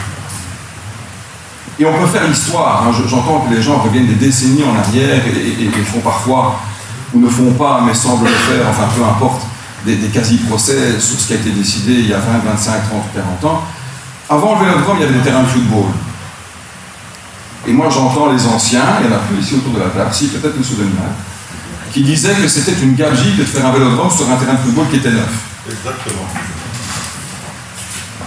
Grand débat, grand power, reconversion de l'Ouest du Brabant, les fourches de tabac ferment. Je sais bien que l'industrialisation aujourd'hui ne parle plus à tout le monde et d'aucuns voudraient s'en passer. Enfin, on n'a besoin d'en pas comme du pain. Nous obtenons dans ce grand barnum des formations politiques traditionnelles, toutes formations confondues, je pense encore à M. Michel, à M. Flau, à M. Langenwitz, nous obtenons le vélodrome. Magnifique cadeau pour la commune de Orbec en compensation de la fermeture des fourches de tabac. Ce n'est pas une caricature, hein. C'est pas une caricature, hein. C'est une réalité que vous pourrez vérifier. Nous avons donc hérité d'un vélodrome, potentiellement soi-disant largement subventionné, dont on a finalement payé une partie importante, puisqu'on en a payé à l'enfant, sur un terrain de football qui était neuf. Et aujourd'hui, ce vélodrome a terriblement servi, au moins une fois tous les 5 ans. Il y a eu plus de monde à l'occasion du concerto sur le vélodrome qu'il n'y en a eu de cyclistes pendant toute sa vie. Mais soit. C'est facile de critiquer mes pères, qui suis-je pour les critiquer après coup? Moi, je n'étais pas présent, ils ont pris une décision qu'ils ont jugée utile. Le fait est que ce vélodrome ayant beaucoup servi, quand il a été impacté par les travaux de la piscine, et que nous avons été sollicités, et que nous l'avons mis en vente dans le cadre d'une procédure qui n'était pas moins transparente et publique, nous avons obtenu un acquéreur de 422 000 €.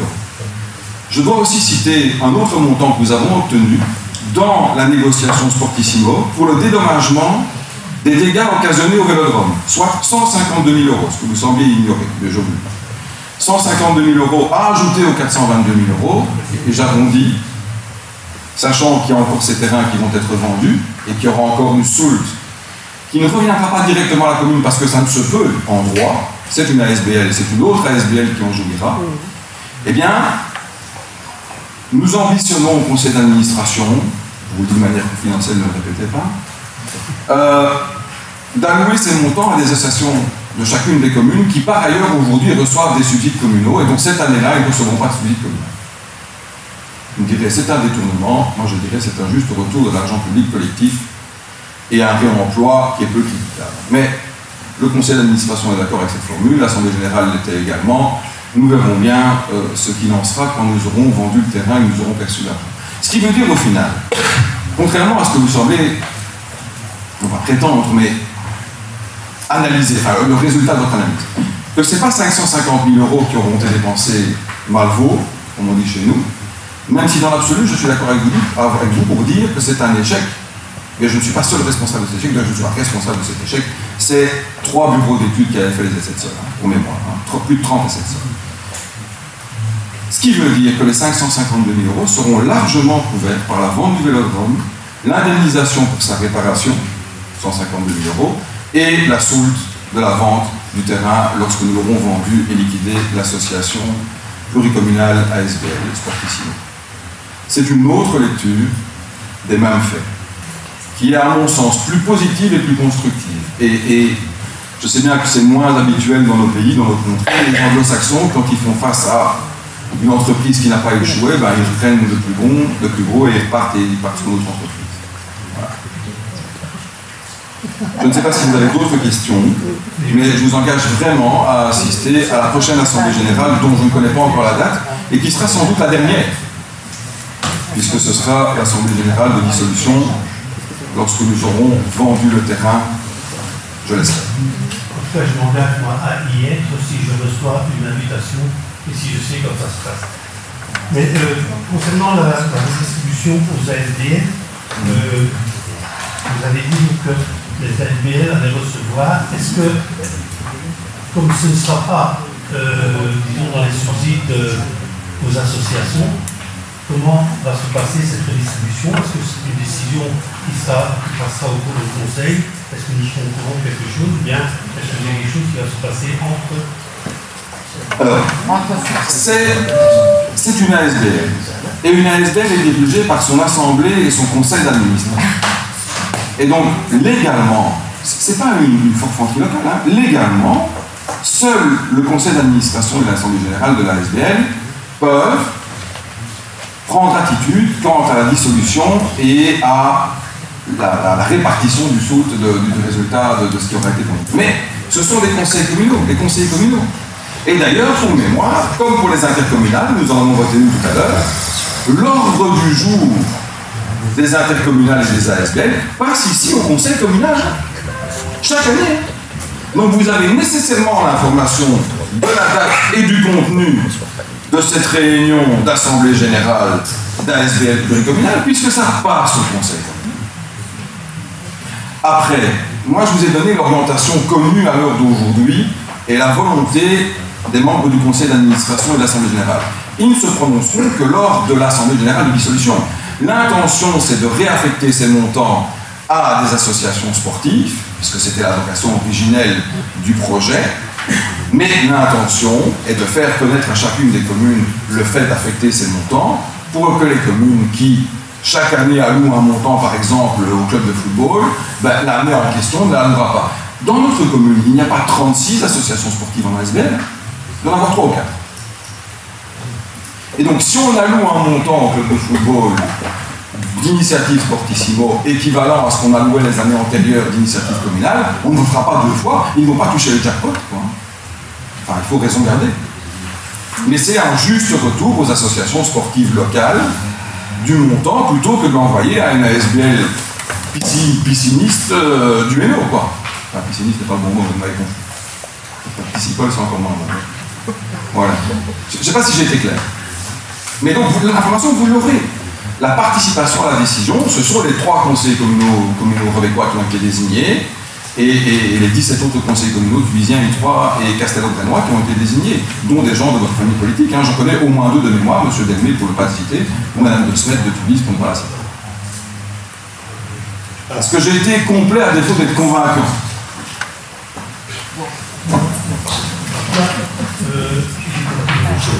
Parfait. N'étant pas compris, donc je reste à l'interroger et ça m'intéresserait quand même de découvrir que vous me donniez les éléments de la dernière question. La dernière question, excusez-moi. Concernant les comptes, l'évolution de l'FBM, les procès, où j'ai accès à tout ça et comment je communique. Alors, j'ai donné les éléments d'entrée en commençant par la BND. Mais je peux aussi vous inviter à l'Assemblée Générale à questionner le comptable et à lui demander les documents. Il est tout à fait à disposition comme je le suis. Ces documents sont partis dans mon bureau qui se trouve au même étage que nous sommes aujourd'hui. Et donc je pourrais, pas ce soir, mais vous montrer toute une série de documents. Il n'y a aucun problème, il n'y a rien de caché. Ces documents sont tout à fait officiels, publics. Les choses vont se clarifier et que tout le monde, comme je l'ai dit en début, sortira. Bien. Ceci étant dit, nous n'avons plus d'autres points à l'ordre du jour en séance publique. Je voudrais remercier l'Assemblée nombreuse ce soir et les inviter à quitter la séance puisque nous allons passer à 8 heures. Passez une excellente soirée, un bon retour.